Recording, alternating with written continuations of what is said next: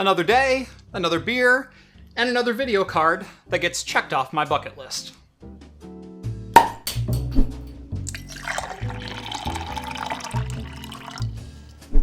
Today's video is brought to you by NordPass's So Long Summer Sale, where you can save 74% on a 2-year subscription, plus get an additional 4 months on the house.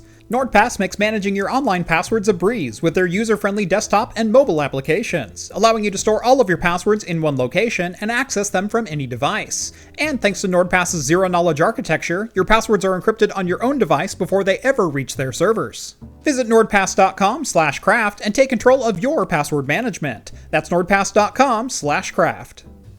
Welcome back to Craft Computing, everyone. As always, I'm Jeff, and this is one of my most sought-after video cards of all time.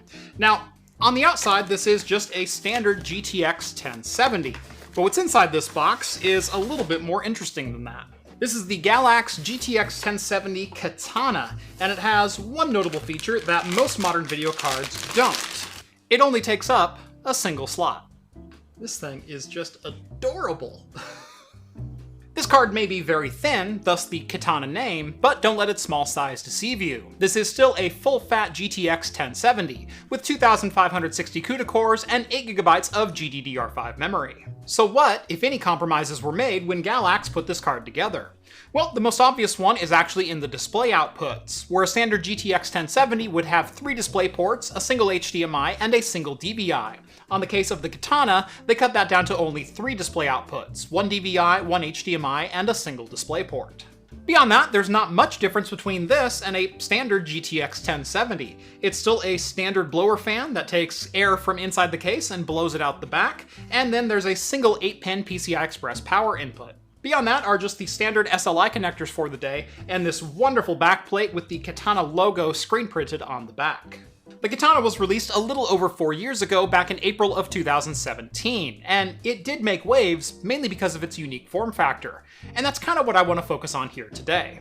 Now, I love giant heatsinks on graphics cards just as much as the next person when you're shooting for the highest performance possible. However, I've also long been outspoken about the fact that I think lower-end graphics cards are getting bigger and bigger, but we're not seeing much of a performance increase. All we're losing is space inside of your case. Let's start out with one of the most egregious examples of this over the last couple of years, and that is the Asus ROG Strix RX 5500 XT. This is a 130-watt TDP card that is 3 slots thick. This is almost the same physical size as an RTX 3090. In fact, hold on just one second. So 5500 XT, 130-watt TDP. Here is the 6900 XT next to it for reference. You'll notice the 6900 XT is actually shorter in both dimensions than the ROG Strix card is. By the way, this is also a 300-watt TDP card. And if that weren't example enough, here is the RTX 3090, a 350-watt TDP card. That's a little closer than I think it should be. 350 watts, 130 watts. I've also got cards like the MSI GTX 1650, which is an 80-watt TDP card that is still in a 2-slot design. Now, something tells me this could be done in a single slot, mainly because I built one myself. But enough about that, let's get back to the product at hand, the KATANA 1070. Let's go ahead and tear this card down, see what makes it tick, and then see what the performance and thermals are like. So here is the close-up look at the 1070 KATANA. As you can see, it is a very, very small card. Now, it does have, like I said, the standard blower design on it and a giant copper heatsink underneath this shroud. Let's go ahead and tear this thing apart because I'm sure 4 years later it could probably use repadded and repasted, and then we'll slap it into the PC and see what the performance is like.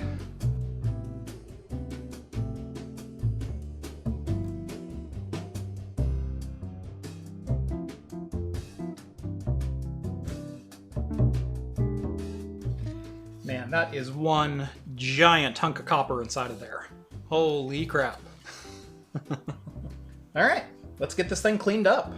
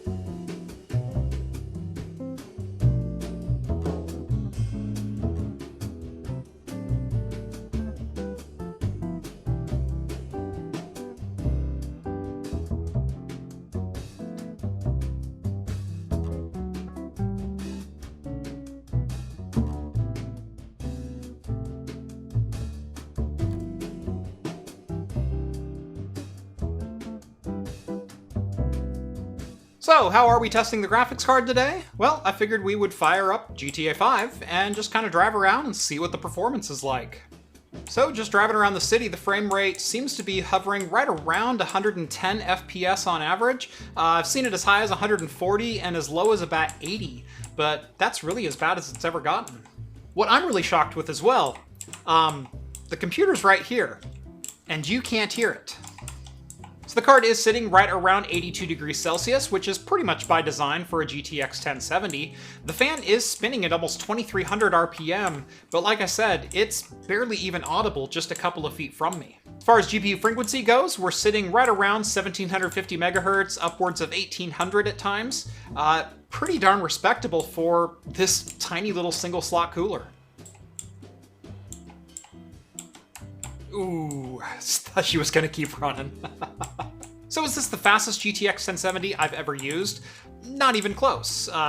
Founders Edition's cards usually hit about 1900 to 1950 and hovered around 82C. But 100 megahertz between friends? That's really not much of a downgrade considering this cooler is literally half the size of a GTX 1070 Founders. Going back to my point from a little earlier, I wish more manufacturers would take chances like Galax on the 1070 Katana. I really like this card, and it opens up a lot more build options with a full GTX 1070 than previous ITX cards would have. Zotac is probably the one company that comes to mind for making a lot of ITX cards, and they make, very tiny top-end, top-flight graphics cards like the 1080 ITX and the 2080 ITX. I guess my overlying point is that there's room on the market for cards like the Katana, that not every single card has to be a triple slot cooler and run at 62 degrees Celsius. It's perfectly fine to give up 100 megahertz of clock speed and still run at 82 degrees Celsius and not have to hear the fan inside my PC, even from a single slot cooler. If we're being honest, the 100 megahertz clock speed difference that I'm seeing in-game between a 1070 Founders Edition and a 1070 Katana, it really doesn't make that much of a difference as far as performance goes. I mean, here we are inside a GTA 5, and we're averaging right around 100 FPS in most sections. The 100 megahertz difference between the two cards, you might get 105 FPS on average instead. It's really negligible as far as the performance goes, but the 1070 Katana opens up so many more build options that I don't have with a double slot card.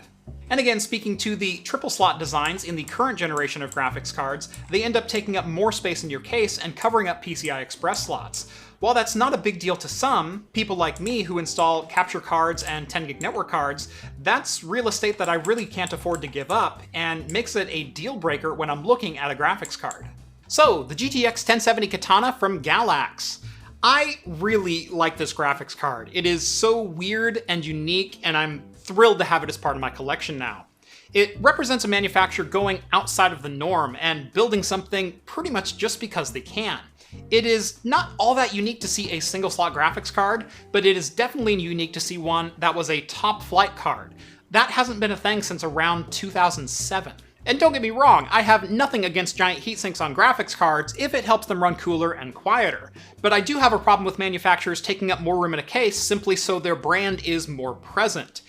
Again, in the case of the RX 5500 XT from ROG Strix, that was a triple slot card that was only a 130 watt TDP. The 1070 Katana is managing to cool 150 watts with literally 1/3 the heatsink.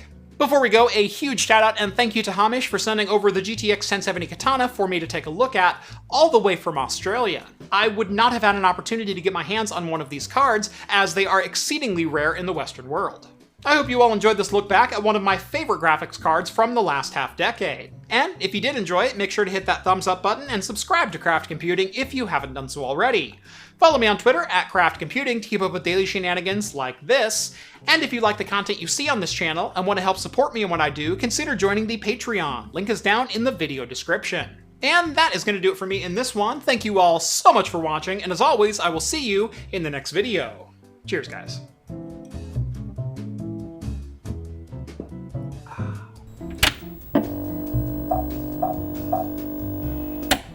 Beer for today is a summer classic in Lagunitas Little Sumpthin IPA, a 7.5% summertime ale. That is just a good IPA. I mean, it's almost crystal clear, and the flavor really reflects that. It's a very crisp West Coast IPA. It's still fairly thick-bodied, but it leaves a little bit of a brighter, effervescent kind of finish on it. This is an IPA that starts fairly citrusy, but it's not your traditional orange and guava and pineapple kind of citrus. This is more flirting with like the lemon kind of side of things. It's lemon and ever so slightly floral. Reminds me a lot of like a Hefeweizen Shandy, you know, a lemonade and hef kind of blend, or even going with like a Radler, like a grapefruit and lager kind of blend. Very, very good, and one of my all-time favorite summer drinks.